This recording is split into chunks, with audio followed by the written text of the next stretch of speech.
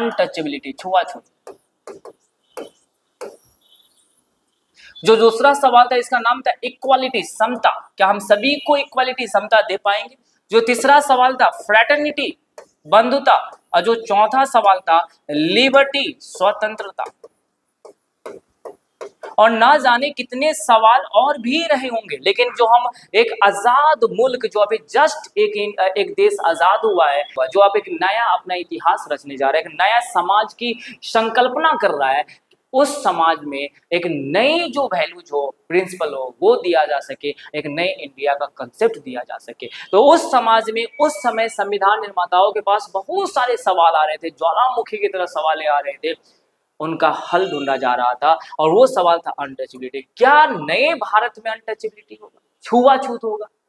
तो ऐसे चीजों के इलाज के लिए संविधान में एक नया आर्टिकल दिया गया मौलिक अधिकार में, और आर्टिकल 17 दिया गया कि आज से हमारे नए भारत में ये चीजें जो लाइलाज बीमारी है, एक ऐसा बीमारी जिसका इलाज अभी तक नहीं हो पाया है, उसका समाधान के लिए, उसके प्रैक्टिस पे रोक के लिए बहुत सारे कानून बनाए गए, और उस समय हमारे संविधान के मौलिक अधिकार में दिया गया।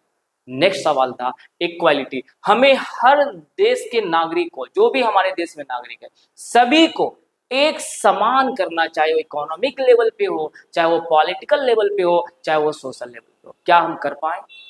उस समय भी ये सवाल था और आज भी। लेकिन इसके लिए हमारे संविधान में प्रिंसिपल दिए गए, कानून दिए गए, लॉज दिए गए, और वो था आर्टिकल 14, राइट टू इक्वालिटी दिया गया, इक्वालिटी बिफोर लॉ दिया गया। फिर उसी समाज में, उसी संविधान सभा में एक और सवाल दौड़ रहे थे जिसका नाम था फ्रेटर्निटी, और उसी संविधान सभा में एक और सवाल दौड़ रहा था कि हर नागरिक को एक बेसिक आजादी भी दिया जाए, जहां पे वो अपने आप के सर्वांगीण विकास कर सके। लेकिन मैं आपको क्या बताऊं, आज भी हमारे समाज में भाईचारा, बंधुता, फ्रेटर्निटी, जब तक फ्रेटर्निटी नहीं आएगा तो तब तक हम इक्वालिटी नहीं ला पाएंगे। इस बात को हमेशा याद रखना। तो क्या आज तक हमने अपने समाज में भाईचारा बना पाए? मैं आपको बताऊं तो बहुत सारे लोग ऐसे होते हैं जो ये कहते हैं कि भारत का जो संविधान है ना, वो संविधान बोरो कॉन्स्टिट्यूशन है, वो कहीं से उधार लिया गया। अब ऐसे लोगों को मैं क्या जवाब दूं, क्या बोलूं?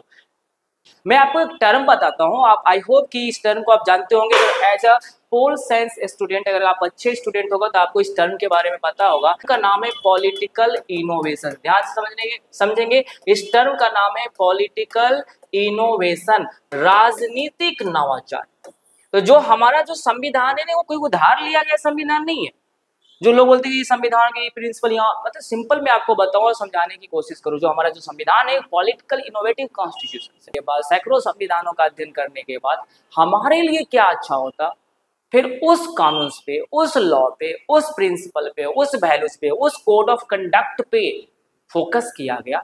फिर उसमें पॉलिटिकली बहुत सारे चीजों को इनोवेशंस के तौर पे इस्तेमाल किया गया, उसमें नए नए प्रिंसिपल ऐड किए गए जो हमारे मुल्क के लिए होता।